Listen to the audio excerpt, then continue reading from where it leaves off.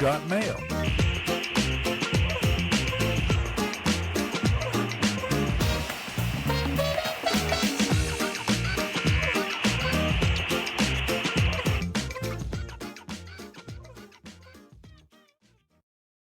Good morning, everybody. You are tuned to Computers 2K now on the Nissan Communications Network. I'm Amnon, your host for the next hour, along with Spence. Good morning, sir. Good morning. And Katie's here. Good morning. Good morning. And Gal is here.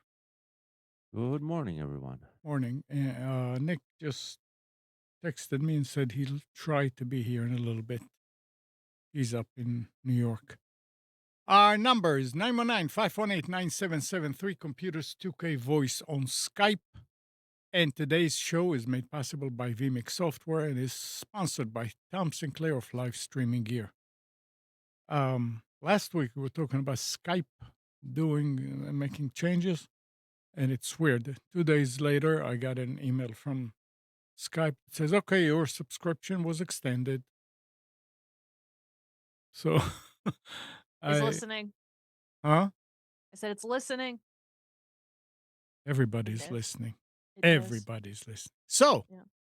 how was y'all's Christmas and Hanukkah and It's good. all the good stuff?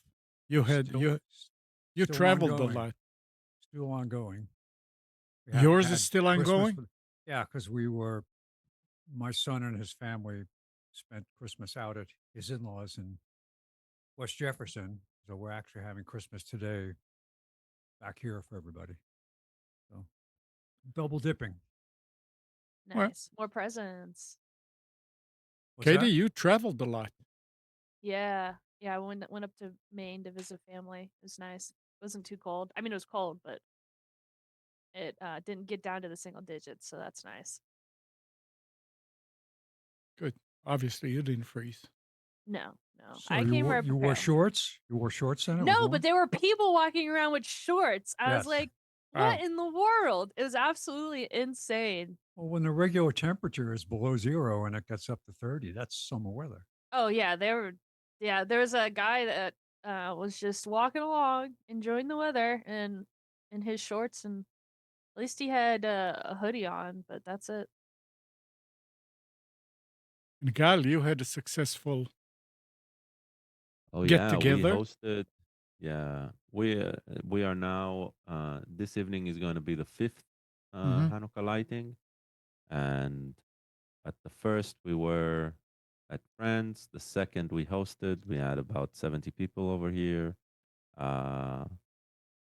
Yesterday, no, the third we were just family, us and our son. And yesterday we had here another, I don't know, 30 people for Wow. the fourth. Nice. So yeah, Very, very nice. fun. It's fun but exhausting. Yeah, This but evening, by the way, if anybody's in the Raleigh area, in the RDU area, this evening, the Chabad chapter over here, they're doing public lighting in Apex, and anybody is welcome to join. It's really festive. I won't be there, but if anybody's interested in Hanukkah traditions and stuff like that, and they're doing it very nice. It's not overly burdening. Kids usually really enjoy it. So are they doing it in their house or no, it's like in a public place. outside? Okay. I don't know if it's like open or Yeah. at a building, but Nice. it's yeah.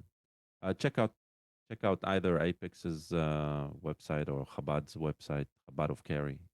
You can find them. Very nice. 'Tis the season. Yep. So, what else has been happening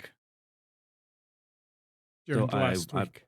I wasn't in last week. Did you guys talk about Home Assistant? No. So I'll mention this because this is sort of big news. Home Assistant, we've talked about them for a long time. Open source home automation platform, and they're based in Europe. The development team, they actually built a company around it called Nabukasa, and they've been doing huge things in terms of development and stuff. The biggest thing they've been trying to tackle for almost 2 years now is voice automation, right? Talking with your home uh, without exposing your voice to the cloud, without having a remote server analyze your voice, like all of the other voice assistants are doing, right?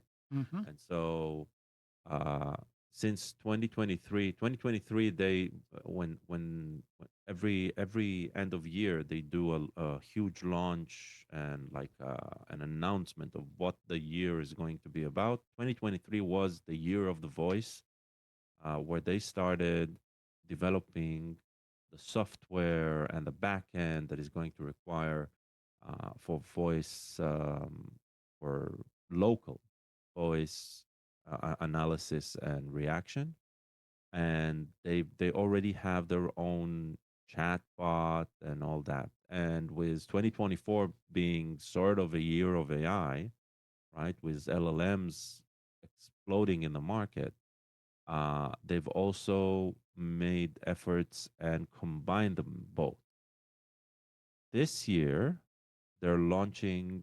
They've launched. It's currently in pre-order. What they call the Home Assistant Voice Preview Edition. It's the first iteration of a local microphone that is going to be connected to whatever instance, whether an instance in the cloud or one at home, and um, they're looking at basically gathering all of the feedback they can get from local operations in order to perfect it.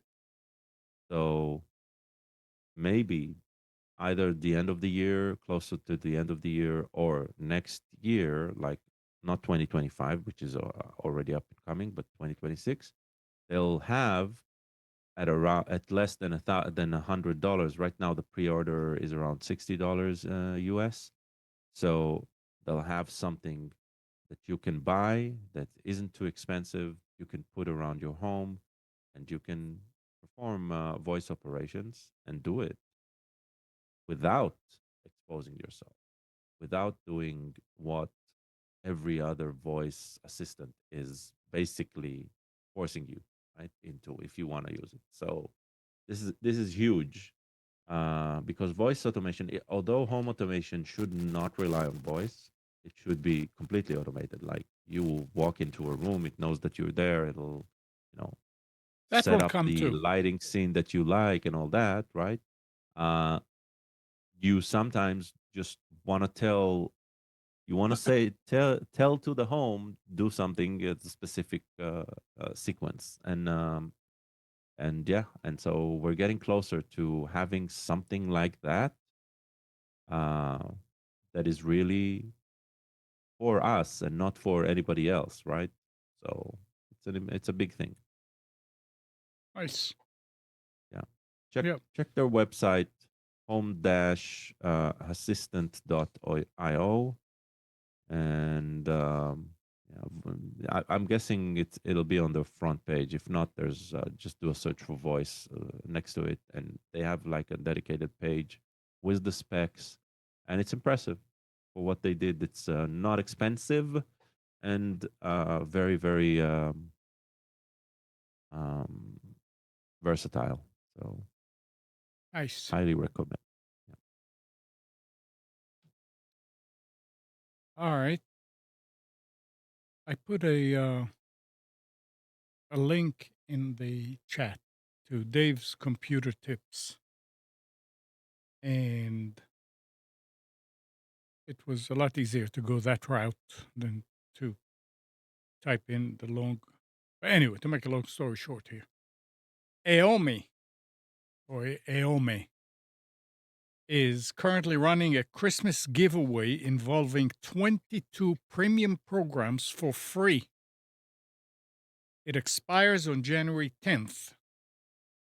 Among the giveaways or the free giveaways are AOMEI Backuper Pro, which is a great backup and cloning program.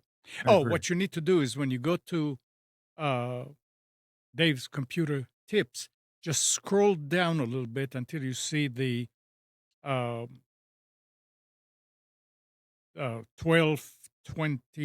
1220 1225, I believe. It says there. I mean, you would see the different icons there that, and it says AOMEI giveaways. It's like I think it's the third row.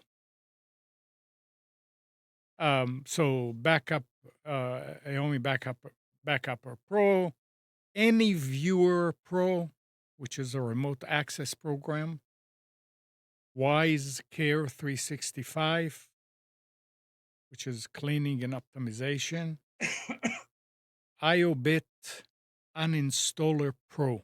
God, do you know anything about that one? No, but Okay, when I can, I use open source based yeah. tools. So I use another tool for that. Then there's AOMEI Partition Assistant Pro, Hmm?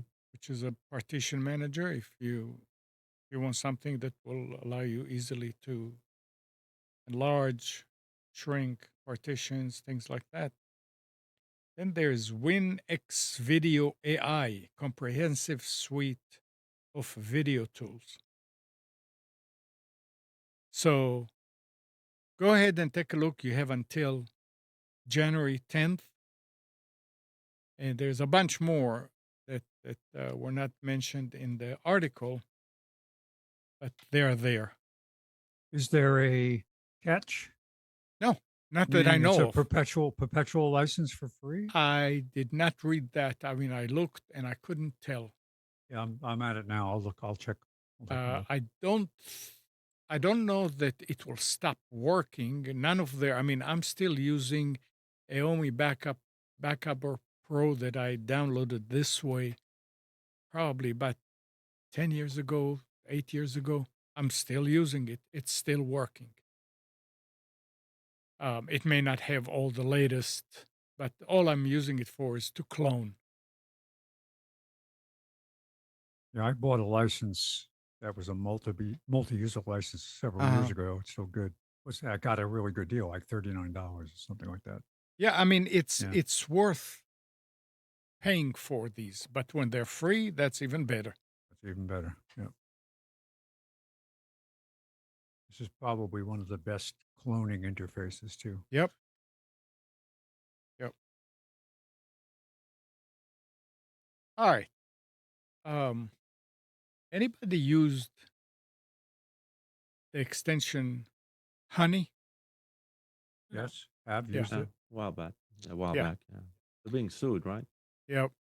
Well, they're being investigated. I don't know if they're being sued yet.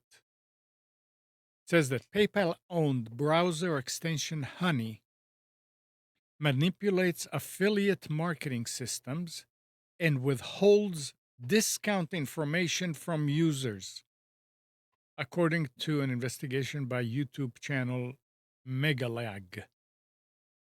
The extension, which rose in popularity after promising its consumers it would find them the best online deals, replaces existing affiliate cookies with its own during checkout, diverting commissions, payments from content creators who promoted the products to PayPal. Ouch. Yep. And Um, Megalag reported it in a 23-minute video. So it's on Megalag.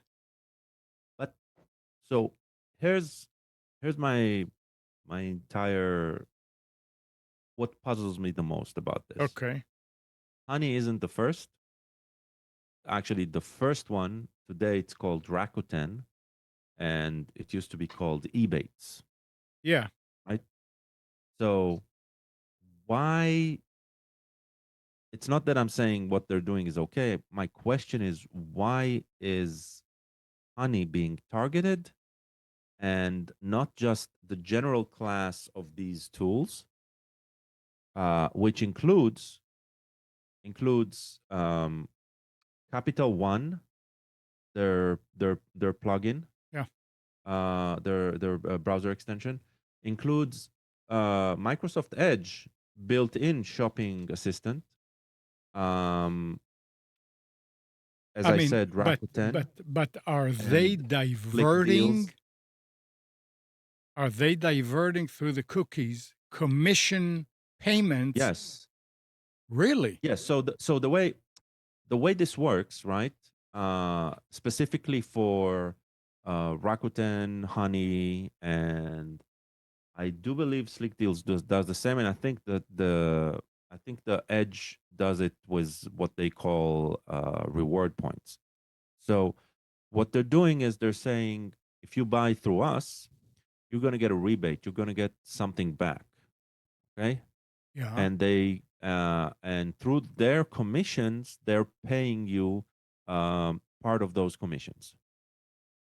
So I go to shop, I don't know, at some, for some reason I chose to go to Macy's, Yeah. okay? Mhm. And Macy's, especially during the holiday season, they go for you can get up to a 10% rebate, right? Which is impressive, right?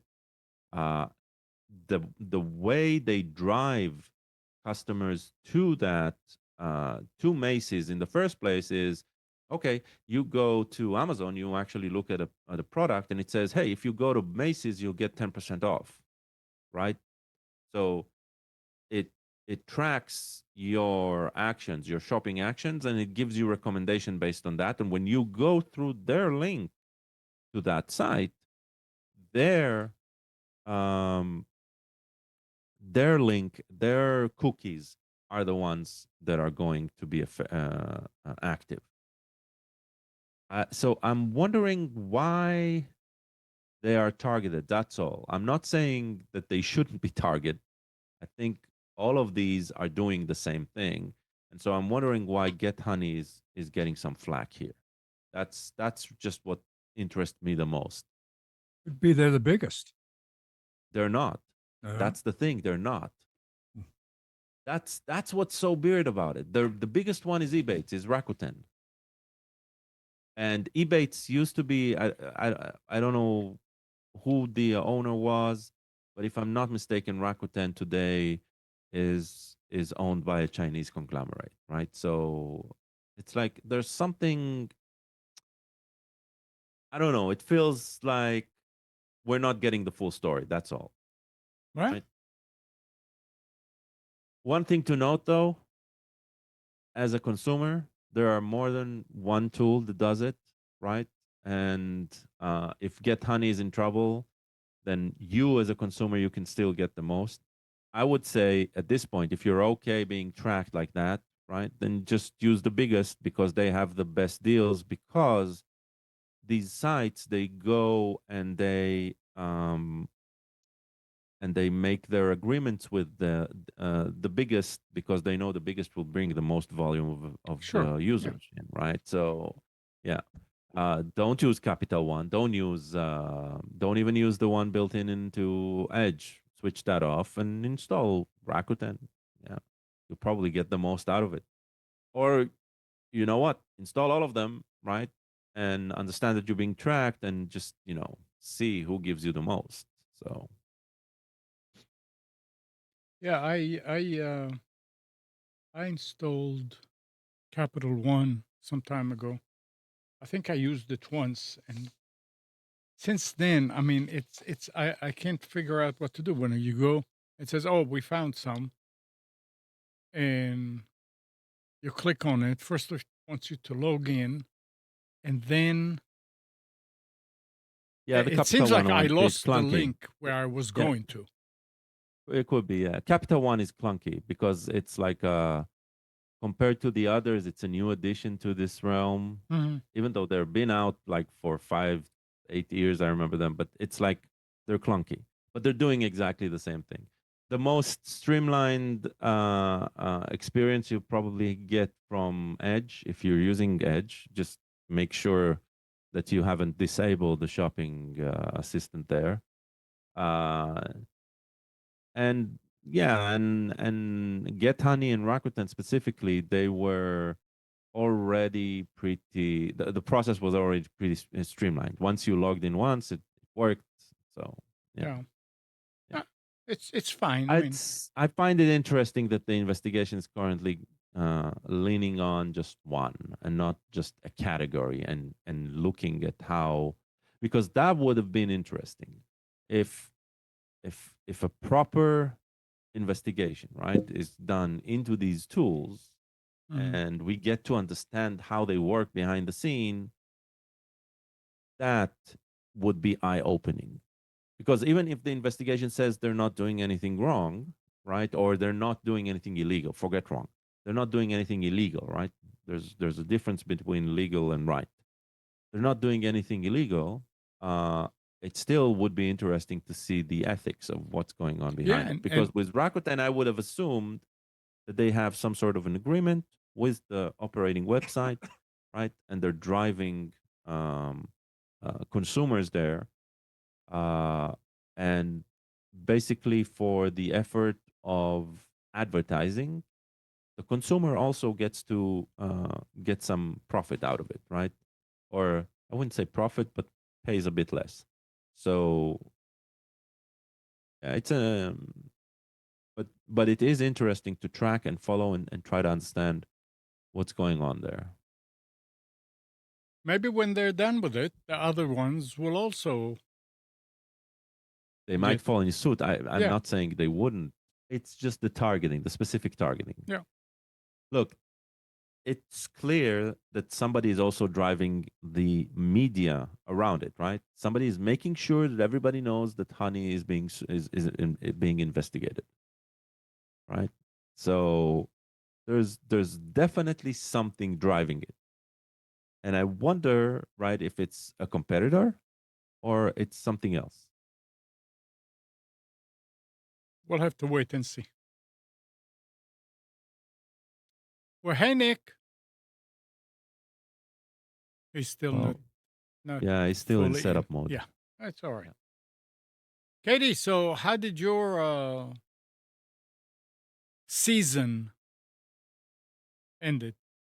Season? You mean my Yeah, TikTok stuff? your business. I mean, that's the It yeah. ended really well. I did a tally and I came up with 1,300 orders on the dot, which is crazy. Wow. Yeah, so Wow. I was very, very busy this holiday season. How many employees did you? Well, it's me, and then I had one. Let me think. One, I'll be right two, back. 3, 4. 4 people that were 3D printing for me. Yeah, it was a lot. The thing that took the longest was packaging and handling and that kind of stuff, and getting, because the 3D printing is the easy part. You just tell the printer to print, and then you pull the prints off the printer, and then you have to clean them up because they have supports and stuff on them. That takes a minute, and I've got blisters and calluses on my hands from removing all of the supports because you got to use pliers most of the time. At least with the complicated prints, you have to use pliers. Wear gloves. I do wear gloves. I wore gloves, and then I put band-aids over the blisters, and it's funny because I joke with my friends that I work a white collar job. I'm on the computer all day. But if I ever like went into a coma or whatever, amnesia, and I was like, "What do I do for a living?" I look at my right hand and it's just full of like these calluses. It's like, "Oh, I do something that requires like manual labor with my right, only my right hand." Because I'm right-handed. My left hand is all soft and just for computers. So Well, So you're say thanks saying, that you're not a dude. yeah, so anthropologists in the future, when they uncover tombs and things like that, they'll analyze what technology you worked in based on your fingers. exactly. They're gonna be like, "What the heck? What did she do?" And it's funny because it forms it's from holding the pliers, and yes, I wear gloves and wrapped and all that stuff, but it's at a perfect diagonal from where the plier handle sits in my hand. So the blisters line up right there in that little strip. Yeah. But yeah, Yeah. it went really well. So hopefully I'll double those numbers next year. But for that to happen, I'm gonna have to build up inventory way out. Which I did. I started building up my inventory in October, and it wasn't until like the last 2 weeks leading up to Christmas that I was like panicking because I ran out of my backlog of inventory, so I was trying to keep up with demand. Interesting. So that huge box I saw on TikTok with all of the hands, Uh-huh. that was stuff that you started printing way back. Beforehand. Yeah, I had a huge box. The box had originally had came with bubble wrap for my shipping and packaging stuff. It was probably, I don't know, 3 feet by 2.5 feet or something like that. It was full with hands, so full product. And that probably held like maybe 100 orders, and obviously I burned through that Yeah. because I had Interesting. 1,300. Yeah, Wow. so it's I just need to get a bigger place because I just don't have the room, or else I would spend all day just building up inventory for the holidays. But it's like, Yeah. where am I gonna put it all? So good problems to have, though. It was very successful. Indeed. Yep. So didn't buy any 3D printers this holiday season. I almost did, but I ended up not because one, I don't have room, and two, I could barely keep up with the 9 that I had in my house because my friend was managing the other 5, but now I got them all back in my house, and I need to. I turned them off for the holiday season. One, because I was out of town and I didn't want them hooked up to my power system without me being here.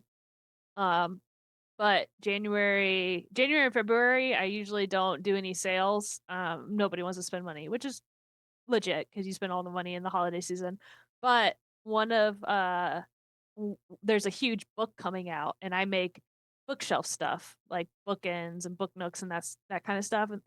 And so I'm gonna start them up here soon. I need to do some general maintenance, like swap out the nozzles because the nozzles um get pretty burnt out, and Interesting. grease up the treads on there, and um yeah, so I'll go through. It's so when the for the 3D printer, the plastic has to go through like a syringe, kind of the nozzle, and you when it every hour it spends printing, the hole gets a little more ragged, and then the prints Interesting. become less accurate.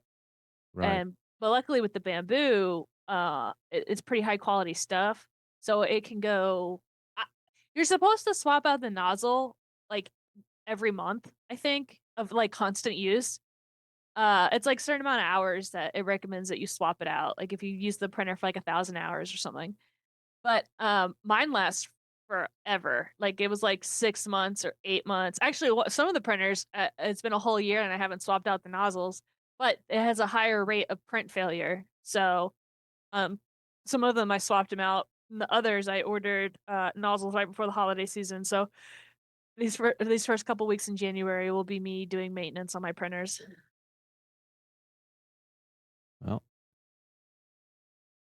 So it's definitely a blast watching this business grow. So yeah, yeah, I'd love to have a store, like a retail space, but it's just so expensive. And When do you break ground on the new facility? yeah, well, I was gonna see about getting a bigger house, but I just heard yesterday they raised the mortgage rates, so it's like, huh, maybe not this year. It was gonna be I wanted to get a bigger place this year so that I could be ready for Christmas, but um, I don't know. We'll have to see what happens because the houses in my neighborhood aren't selling, and that's not good. So, and I could rent a place, but then I'd have to like double my prices, and I don't want to do that. because that keeps me competitive. I can offer lower prices because I rent from my home. Mhm. Can you build a shed on your property or do you have room? No, I don't have any room. Nah, I live in the suburbs. No room. But alternatively, I could just like get rid of my furniture that's in my living room. I'd rather not do that, but yeah, we'll see. That's Well, next year's problem. if it gets you to a point where you can eventually move, if it that's what the way to grow the business and you're willing to put up with it for a while.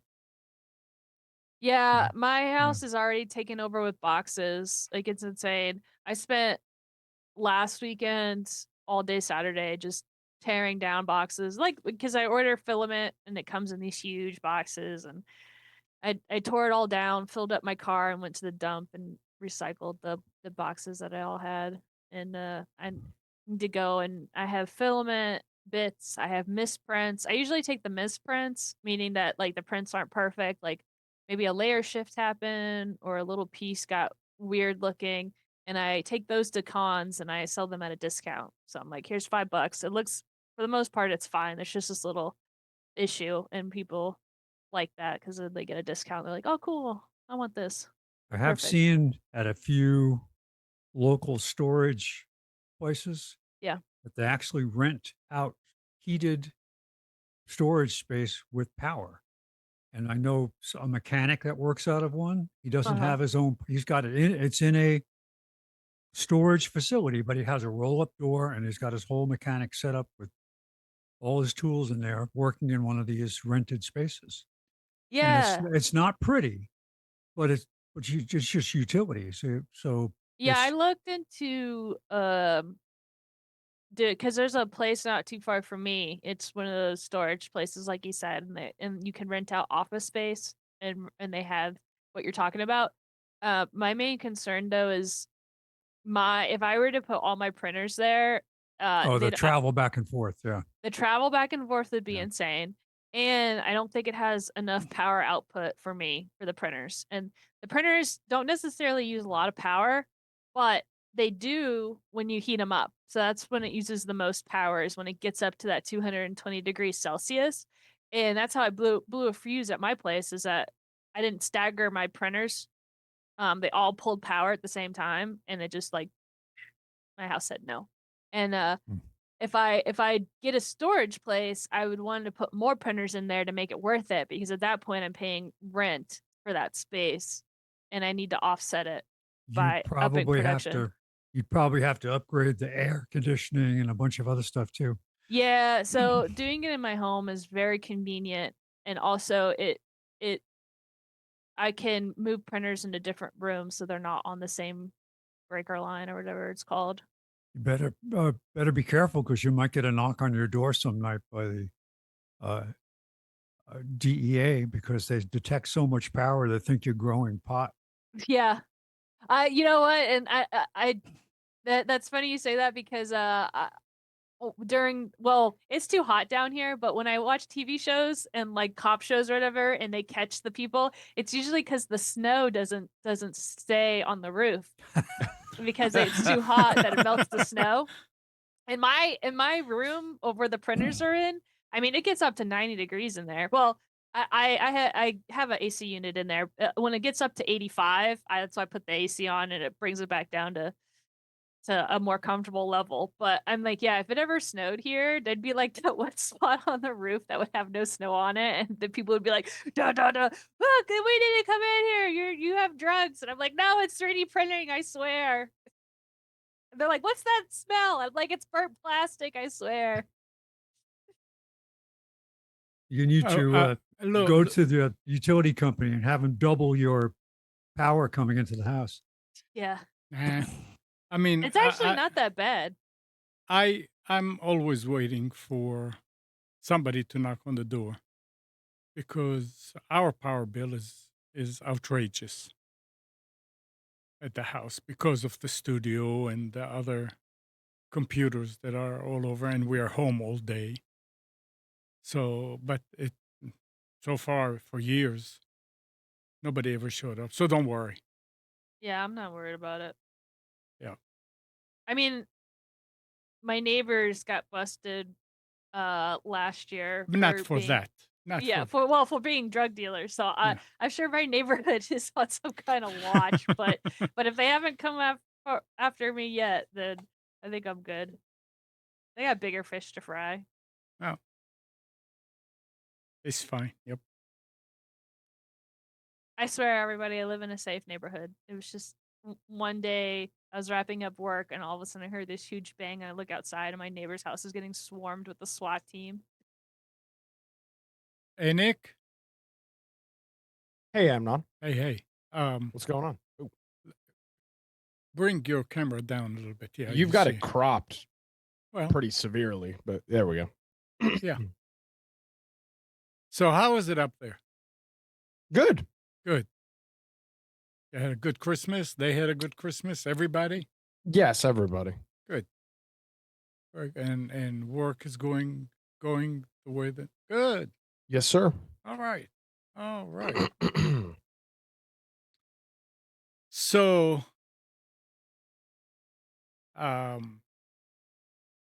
this is interesting. In a landmark ruling, the Court of Milan has ordered CloudFlare to block pirate streaming service that offer a Series A football matches. The court found that CloudFlare services are instrumental in facilitating access to live pirate streams, undermining Italy Piracy Shield legislation. The order, which applies in Italy, affects Cloudflare, CDN, DNS resolver, Warp, and proxy services. It also includes a broad data disclosure section. So I wonder why just Italy is doing this and the other EU countries are not. That's kind of weird because they're all I mean, sports, soccer, and stuff like that over there is big. But the court ordered Cloudflare to block them. Well, maybe they did it in Italy because they knew that the judges there all watch football and pay for it. So.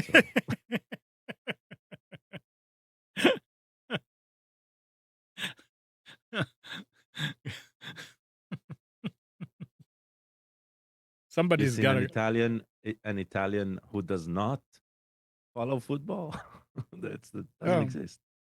He's not an Italian. Exactly. there's some Apple piece of information news here. It says since 2021, Apple has been sending threat notifications to certain users, informing them that they may have been individually targeted by mercenary spyware attacks. When victims of spyware reach out to Apple for help, that information is coming from TechCrunch. Apple doesn't tell the targets to get in touch with its own security engineers. Instead, Apple directs them to the nonprofit security Lab Access Now, which runs a digital helpline for people in civil society who suspect they have been targets of government spyware. While some Okay. view this as Apple sidestepping responsibility, cybersecurity experts agree that Apple's approach, alerting victims, directing them to a specialized support, and recommending tools like lockdown mode, has been a game changer in combating mercenary spyware threats. Some people are saying that they are not doing enough because they are directing them to a third party, but cybersecurity experts say that's the right way to do it. I don't know. Well, I can't say I understand what they mean by mercenary targeted, right? Because Yeah. there's a bunch of what I'm trying to understand is what's the technology behind it. So if they're detecting that a phone has been targeted, right? Has that phone been jailbroken, or right? It's like, I mean, Apple, the way they present their platform is that it's airtight and secure, Yeah. right? So what is exactly being targeted? That's that would be of interest. Going to a third party is not bad. I would probably add everybody should check if they need that type of service, if that makes sense. So it's what I mean is, if I get a message that something that I'm being targeted, and I get that message from Apple, uh, and they're directing me to a third party, it feels to me like that third party is involved in something. Yeah. So I think that's where our knee jerk reaction is something feels fishy, right? Because like, okay, if they're telling me that their platform that I'm using is compromised, why do I need a third party? Tell me what to do. I don't know. It feels something feels It's weird, but I do get that reputable third party should be involved. That part I do get, and I haven't heard about these specific the third party they're mentioning. So I'm guessing the reason security advisors are saying that's a good thing. Yes, it's a good thing. The problem is the practice, right? If if we get more and more organizations like this pointing to different third parties, when will that be an attack vector? Just telling you that you're compromised, contact the third party, right? That's the problem. mm-hmm. So No. that Oh well. yeah. So yeah. All right. And everybody ordered stuff online and Never. yeah. I US can retailers are cracking down on free returns as costs spiral out of control. Return rates have more than doubled since 2019, with shoppers expected to send back nearly 900 billion in merchandise this year. And I'm sure this is around the world. I don't believe in the US. Major chains like REI and JCPenney are now charging fees or requiring in-store drop-offs, abandoning years of customer-friendly policies, with each $100 return costing stores up to $30 to process. Some retailers have given up entirely, telling customers to keep cheap items rather than send them back. So that's Yep. I mean, it was bound to happen, and it'll be the sales will decline, like, yeah, for sure. The only reason online sales are work better than than standard brick and mortar retail, right, are shipping for free, whether it's the product itself or the return, right?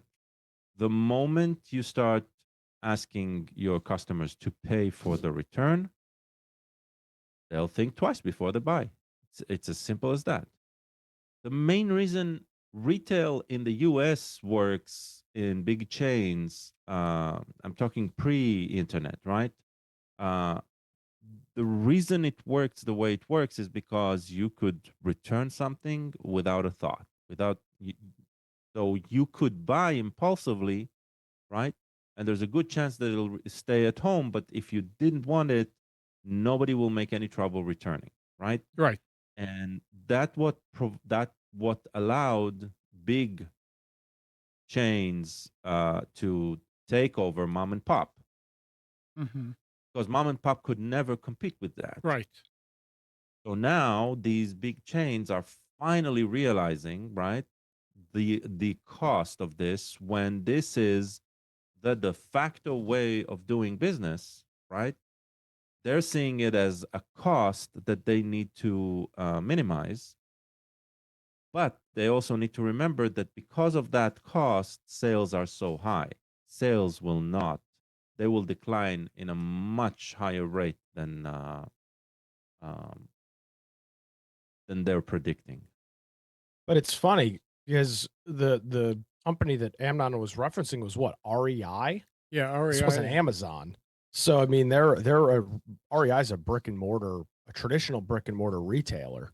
So the fact that they're dealing with that is surprising. I know Amazon cut down on this stuff a couple of years ago because you had people that were just incessantly returning products. Mhm. It's interesting to see that it's happening to other retailers that are not Amazon. Yeah, I mean, it would happen with any retailer. There's always people Yeah, but it was always easy Yeah. with Amazon. Like you Yeah. order your product, you realize you don't like it, Right. or you use it for 2 or 3 days because you needed it for that amount of time, and then you contact Amazon and say, Mhm. "Oh, it's it's broken, or it's not what I ordered, or I found a lower price," Yeah. and you just simply return it. It's interesting that these other retailers are also dealing with that. Yep. All right. Once an icon of the 20th century and has been seen as obsolete in the 21st century, Encyclopedia Britannica, now known just as just Britannica, is all in on artificial intelligence and may soon go public as a valuation of nearly $1 billion, according to the New York Times. I remember in the early days of CD-ROMs, boy, to have a Encyclopedia Britannica on a CD, it's a big deal. And I'm sure a lot of people in our audience still has them probably on shelves, the books themselves, hard copies. But yeah, they're going into AI, which makes a lot of sense. But I don't know in the last 10, 20 years if they actually updated, since there are no more salespeople going around trying to sell Well, I subscription. don't think they're selling it in print, but Yeah. Britannica.com does exist. And so that's probably being updated. Yeah. And there was something else here. Lexmark printers. Xerox bought them. Xerox has agreed to acquire printer maker Lexmark for $1.5 billion, Dang. bringing the Kentucky-based company back under U.S. ownership after 7 years of Chinese control. $1.5 billion. I mean, Lexmark were good printers. I got my brother. What was it called? Yeah, Yeah. brother Oh printer. well. Love Yeah, it. it's fine, which is fine. And who's buying them? Xerox bought them. Xerox is a thing? Well, they're going to be a thing. Obviously, if they have a $1.5 billion, they are a thing. Well, they don't that- have 1.5 billion. I mean, they're not. I doubt it's a cash only deal. Yeah. I bet they're not selling to consumers, obviously, like they used to. So they're probably in the big document processing business, and they want to get back into the consumer business again. Yeah. Because they did for a while have consumer laser printers, and they were very expensive. But it's funny how back in the day when I first started working for IBM, they got into the copier business, and who was their main competitor? Xerox. Mm-hmm. So we had copy centers in Manhattan, and the the way it operated was IBM machines. You went in there and begged them not to take them out. Xerox machines, the owner begged Xerox not to remove them. It was just because they were so good. They made a lot of money off of Xerox. They worked so well that, and Xerox would not put up with any shenanigans from customers. They just Mhm. said, okay, you're abusing this. We're taking them out. Bye. Oh. All right. Anything else anybody wants to add? I'm gonna hijack the show for like a few Go ahead. seconds. Go I'm ahead. seeking employment. Yep. So, if anyone knows of somebody looking for a senior support tech anywhere, just reach out. The probably look me up on LinkedIn. That will be the easiest thing. I do have a website with my CV. It's who dot szk dot li and then slash the @ and GSZ. I'll post it in chat. Just yeah, let's see if I can speed up the search. Absolutely. Yeah. Absolutely. And I want to remind everybody, and some people may have forgotten that as far as cord cutting, Gal can build you a Plex server that will encompass everything that you need without having to pay for For a subscription. for any subscription. That doesn't mean that there is pirated stuff on it. No, because that doesn't include any of these channels, but it includes hundreds and thousands of channels that are free, and it gives you a DVR, it gives you local TV through an antenna. I mean, it's worth it. So if you are interested in cutting the cord for real, then get in There's touch an with. yeah, what Amnon is describing, there's an upfront cost. Yeah, But oh yeah, once you build absolutely. it, it should be uh it should cover you for years to come. Amnon, when did you Oh, I don't know stand up what, your server? Do you remember? 3-4 years. Yeah. Yeah, and it's unbelievable.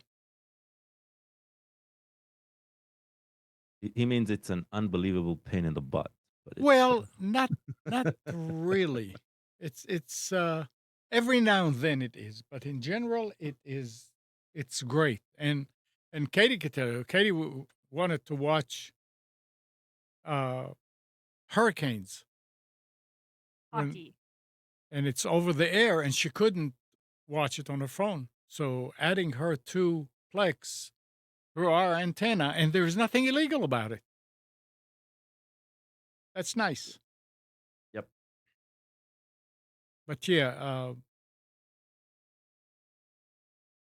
that's another thing about God. All right.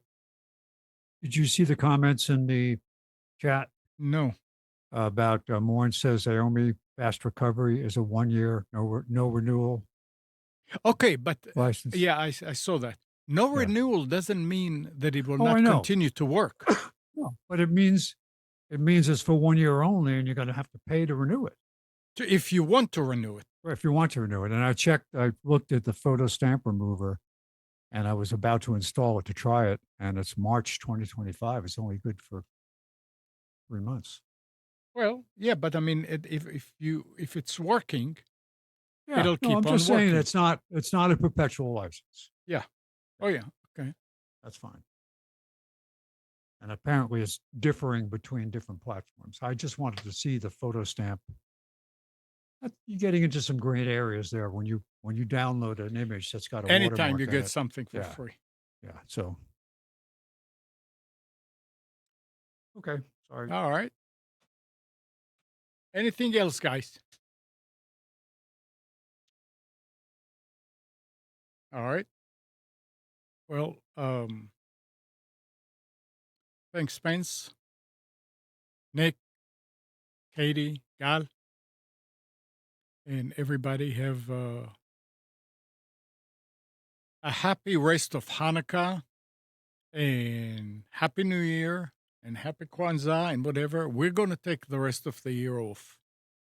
That's a surprise. I mean, I didn't want to talk about it. We will be back in 2025. So you all have a great one way or the other. Yeah. Yeah. All right. So, and good morning, Kathy, Hannah, Nabil, Mac, Norm, Katie, and Donna. Donna, Dina, Mati, Eleanor, Sarid, Yaakov, and Yael. And thanks everybody for tuning to Computers 2K Now. We hope you enjoyed and maybe learned something from our time together.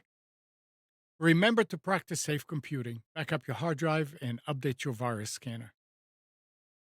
Change any same password wherever you use them. We'll be back here next Sunday at 9, but you can always reach us at computers2know.com. Again, Monday through Friday, 5 till 6 a.m. Nick hosts at the Carolina Journal News Hour on WBT in Charlotte and on the internet, 11:10 a.m. and 99.3 FM. And it's on YouTube also. And Nick and Brian host the Infection Podcast on Twitch, which is for gaming, survival gaming, and some political points. So just go to infectionpodcast.com and see when is the live one coming up. Have a happy new year, and we'll see you next year.